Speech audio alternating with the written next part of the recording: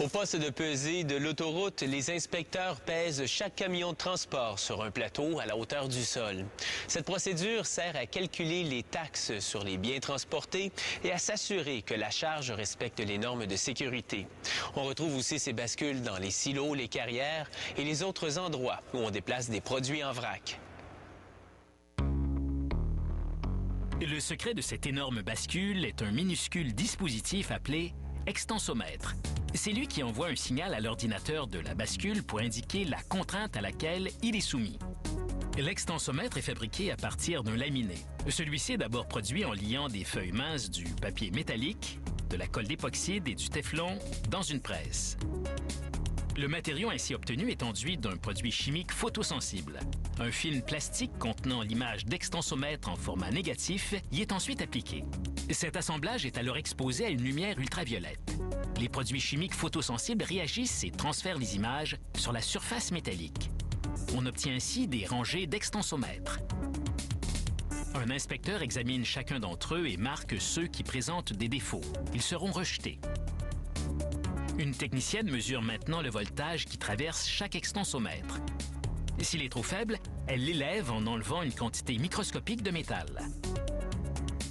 Lorsque les extensomètres sont prêts, ils sont détachés et envoyés à l'aire des capteurs de pesage. À cet endroit, les ouvriers collent délicatement 4 extensomètres dans chaque capteur de pesage en acier inoxydable. Elles soudent ensuite un câblage électrique à chacun. Les câbles sont reliés à une carte de circuit imprimée qui se trouve à l'une des extrémités du capteur. De là, le câblage rejoint l'afficheur de l'ordinateur de la bascule. La moindre trace d'humidité ou de poussière entravera le fonctionnement. Un couvercle est donc soudé sur chaque extensomètre afin de le sceller hermétiquement dans le capteur de pesage. Chaque capteur de pesage fini subit un contrôle de la qualité afin de vérifier s'il fonctionne correctement. L'appareil d'essai applique un poids de plus en plus important jusqu'à ce qu'il atteigne le poids maximum que le capteur peut supporter.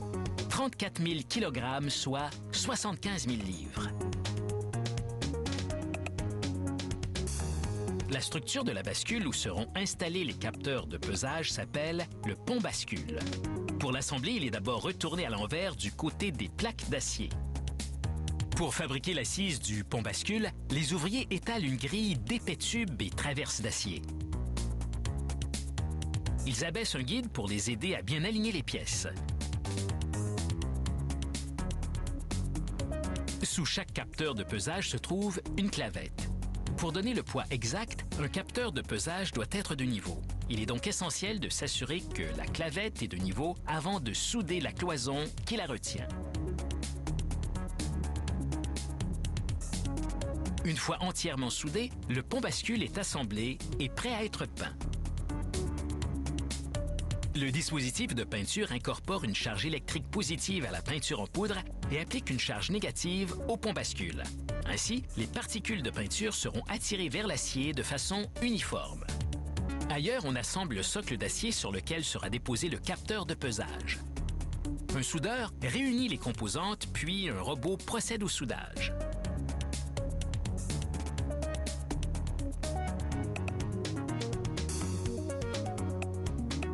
Maintenant que toutes les pièces sont prêtes, l'assemblage final de la bascule peut commencer. Le pont bascule maintenant retourné contient 8 capteurs de pesage fixés à des endroits différents. La première étape consiste à installer le socle de chaque capteur au bon endroit. Une liaison est insérée de chaque côté du socle. Le capteur de pesage est installé dans la partie supérieure des liaisons et la clavette en bas.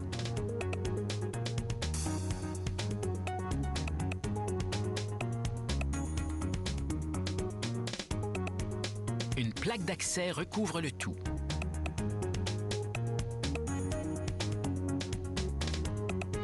En dernier lieu, il faut calibrer la bascule. Pour ce faire, les ouvriers déposent un poids de 4 500 kg sur les différentes parties de la bascule afin de vérifier si l'afficheur numérique est exact. Il faut beaucoup de temps pour ajuster une bascule pour véhicule routier, mais elle vaudra certainement son pesant d'or.